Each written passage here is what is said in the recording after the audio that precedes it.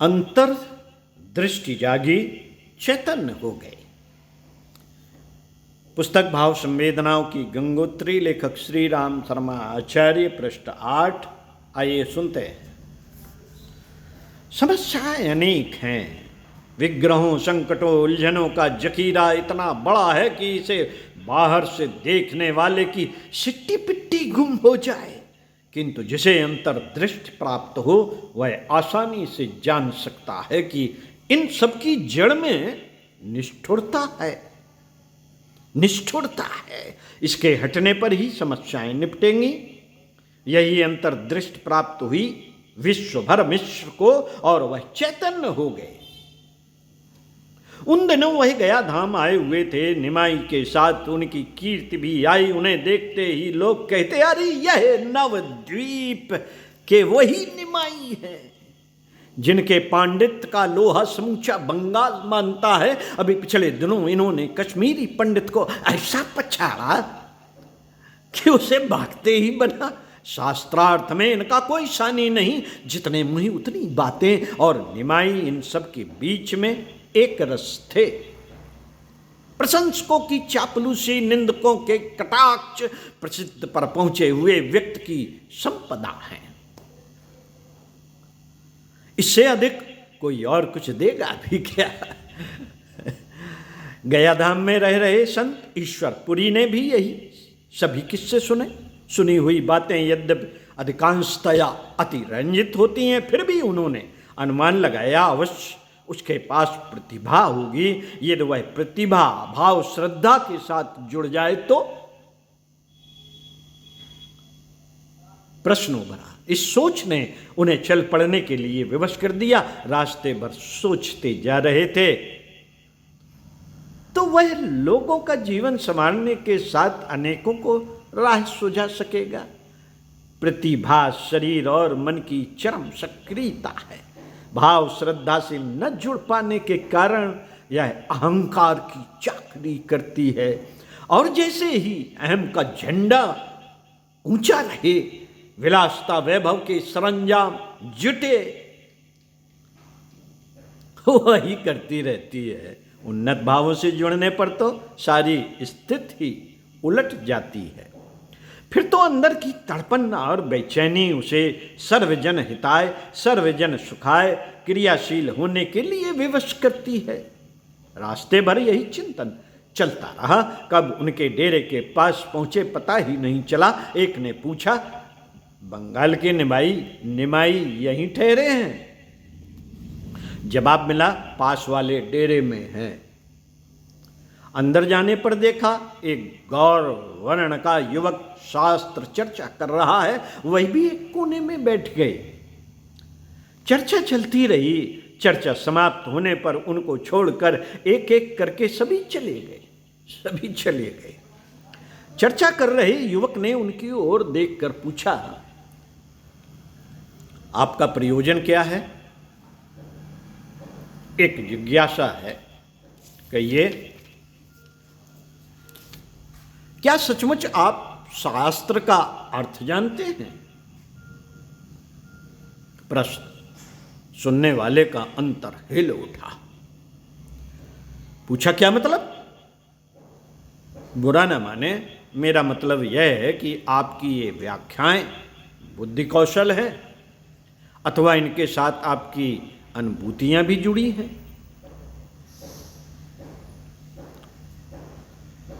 सुनने वाला चुप था। आज पहली बार किसी ने उसकी बुद्धि को फटकारा था। गौरी, गजनी, ऐबक ने भारत भूमि को न जाने कितना कुचला। बख्तियार के अत्याचारों ने बंगाल को मसल दिया। आज जबकि मनुष्य का आत्मविश्वास खो गया है, वह भूल गया है कि वह भी कुछ अच्छा कर सकता है। औरों के अन्याय को देखकर उसने उन्हें स्वीकार करना शुरू कर दिया। ऐसे में भी कौशल केवल वाक को लेकर व्यस्त है। क्या यह विडंबना नहीं? संत के उद्गार वाणी से फूट पड़े। गौर वर्ण के युवक ने महसूस किया कि यह वाक्य रचना सिर्फ एक साथ गुथे हुए वजनदार शब्द नहीं है, वरन इसके पीछे संत की पीड़ा है, तड़प है। शब्दों ने उसके अंतर को मथ दिया। शमशान में जलती लाशों को देखकर दूसरों को भी अपनी मौत याद आने लगती है। विवाह की सरंजाम देखकर जिंदगी की रंगीनी सूझती है। इसी तरह जिसके अंतर में मानवता के प्रति तड़प है, जिसका हृदय रह कर मनुष्यता के लिए चीत्कार कर उठता है, वही दूसरों में ऐसी दशा उत्पन्न कर सकता है। युवक की आंखों पर छाया झूठे पांडित का मोतिया बिंदु छटने लगा था। उसे कहने के लिए विवश होना पड़ा, आप ठीक कहते हैं, पर उपाय क्या है? मनुष्य को उसकी खो गई मनुष्यता ढूंढ कर देनी होगी। उसके मर्म को स्पर्श करना पड़ेगा। भाव चेतना के न रहने पर जीवित मनुष्य भी लाश है, जो स्वयं सड़ती और वातावरण को घिनौना बनाती। इसके रहने पर ही मनुष्य समर्थ और सुंदर बनता है। पीड़ा और पतन के निवारण के लिए दौड़ पड़ता है। मुर्दे का क्या? उसकी तो पहचान ही है अकर्मण्यता और निष्ठुरता। उसे पास बैठे लोगों का करुण विलाप भी नहीं सुनाई देता। आज चारों ओर ऐसे ही मर्दों की भरमार है, उन्हें जीवित कर सकोगे? प्रश्न बहुत गंभीर था।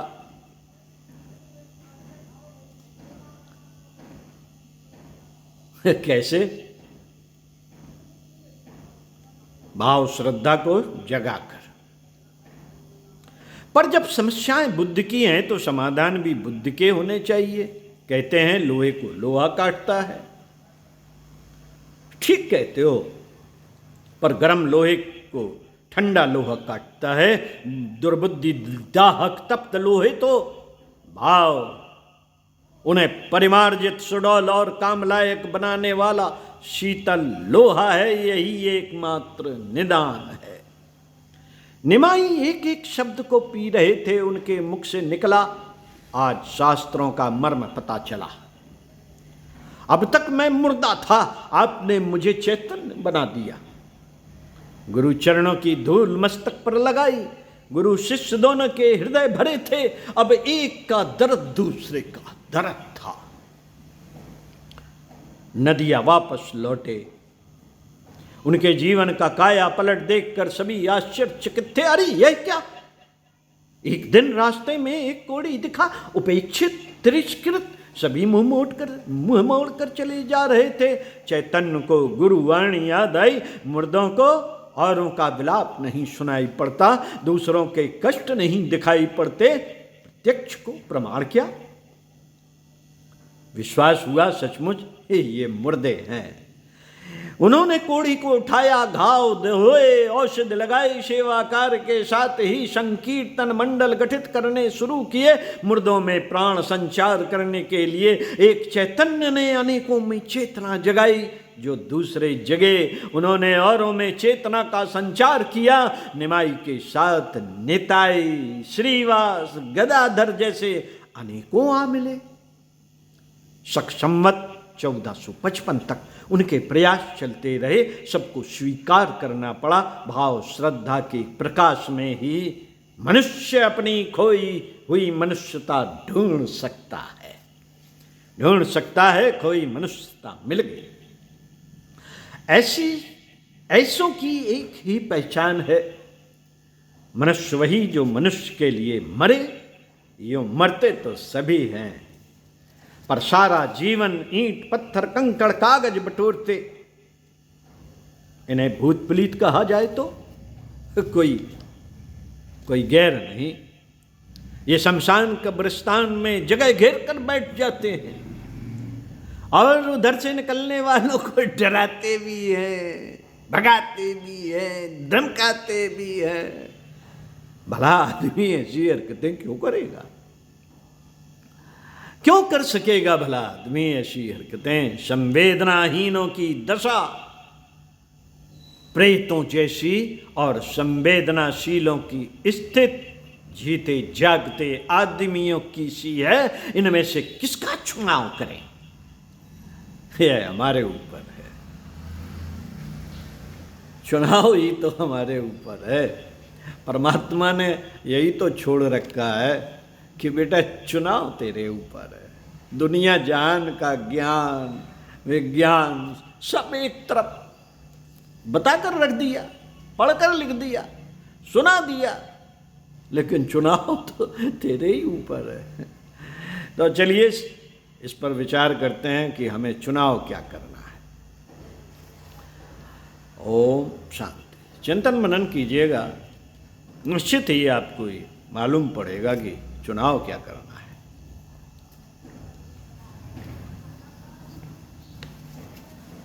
जागी संवेदना ने नारी चेतना को झकझोरा। मीरा ने जीवंत मनुष्य होना स्वीकारा और उसकी हर कसौटी पर अपने को खरा साबित किया। वह चित्तौड़ की राजरानी थी। वैभव, पद, अधिकार, सम्मान और भी बहुत कुछ जिसकी आशा अपेक्षा की जा सकती है, वह सब उसके पास था। आज तो बहुतों के पास है। नहीं थी सिर्फ एक चीज, मानव हितों के लिए कुछ कर गुजरने की छूट। झूठी मर्यादाओं, लोक प्रचलनों की दुहाई देकर देवर ननद समूचा राज परिवार सभी आत्मा का गला घोटने को तत्पर थे। उन्हें सब कुछ स्वीकार था, सिवाय इसके कि मीरा जनक्रांति का बीज बोए, नारी चेतना को झकझोरने के लिए, प्रकाश दीप बनने के लिए आगे आए। ये स्वीकार नहीं था। प्रेतों और मनुष्यों की सारी बातें ही उल्टी हैं। एक को अंधेरा अच्छा लगता है, दूसरे को उजाला। एक को दूसरे को परेशान करना भाता है, दूसरे को सहयोग करना। पहले के झुंड में दूसरों का रहना बड़ी दुखद स्थिति है। एक तरफ अवरोध, दूसरी ओर अंदर की तड़प, बेचैनी, आकुलता। मीरा के मन पर मनोभार था। उसे कोई अनुभवी ही समझ सकता था। वह मेलों में पड़ी बिलखा करती।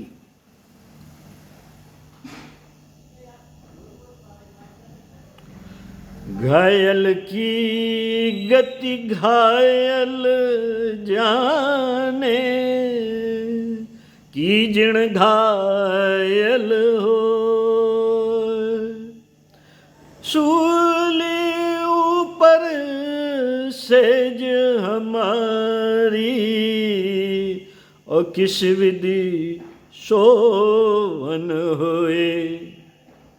मीरा की बेचैनी प्रथा प्रचलनों के जाल जंजाल में जकड़े समाज के लिए थी। उनका दुख दर्द समूची नारी जात का था। करुणा उभरी। उसकी एक ही पहचान है, अपनी आवश्यकताएं बिसरी और दूसरों की जरूरतें याद आईं। इसके बिना किसी पेड़ की सूखी डाल को चीरना फाड़ना और किसी भोले भाले आदमी की बोटी बोटी नोच लेना एक जैसा लगता है, पर उनका अंतर तो करुणा से भरा था। बंधन तोड़े और महलों को ठुकरा दिया। कूद पड़ी भावों की संजीवनी लेकर, अनेकों में प्राण संचार हेतु कूद पड़ी, जैसे झांसी की रानी कूद पड़ी थी। उन दिनों वह घर से बाहर थी। द्वार द्वार जाकर बता रही थी कि नारी पुरुष प्रत्येक क्षेत्र में समान है। महिलाएं उन्हें आश्चर्यचकित गर्व से देखती।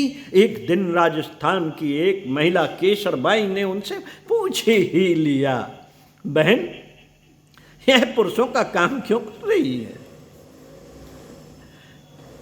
यह पुरुषों का काम है और नहीं तो क्या। सही कहा जाए तो यह महिलाओं का काम है। कैसे? भाव श्रद्धा की सघनता नारी की विशेषताएं हैं। उसमें देने की प्रवृत्ति है। स्वार्थों को परहित में ठुकरा देना सिर्फ उसी के लिए स्वाभाविक है। इसी कारण वह प्राणों को देकर बालक को तैयार करती है, कष्ट सहकर परिवार को संगठित बनाए रहती है। आवश्यकता उसे और अधिक व्यापक बनाने की है। सही है, केसरबाई को तथ्य समझ में आ चुका था। षड्यंत्रकारियों के प्रयास चलते रहे। सांप, पिटारी, जहर का प्याला, सभी तरह के सुगुफे रचे गए, पर दैवी चेतना का संरक्षण इन सभी से शक्तिशाली है। उन्होंने लिख भेजा, थारी मारी न मरूं ओ मेरो राख्याहारा और, थारी मारी ना मरूं मेरो राख्याहारा और। प्रश्न यह नहीं कि मीरा को सफलता कितनी मिली, प्रश्न यह नहीं कि मीरा को सफलता कितनी मिली, अंदर पीड़ा पतन के बंधनों को तोड़ने के लिए बेचैनी उठे, पग क्रियाशीलता की ओर बढ़े। यह इतनी बड़ी सफलता है कि जिस पर हजारों हजार सफलताएं न्यौछावर हैं।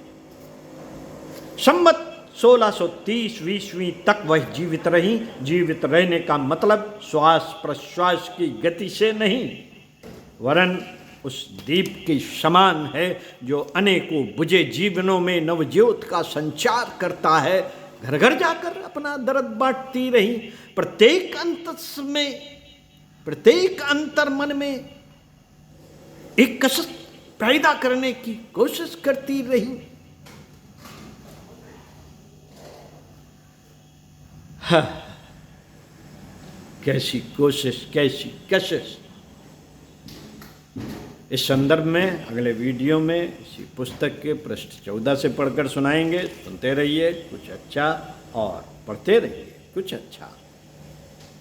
चिंतन मनन जरूर कीजिए। मिलते हैं अगले वीडियो में पुनः आप।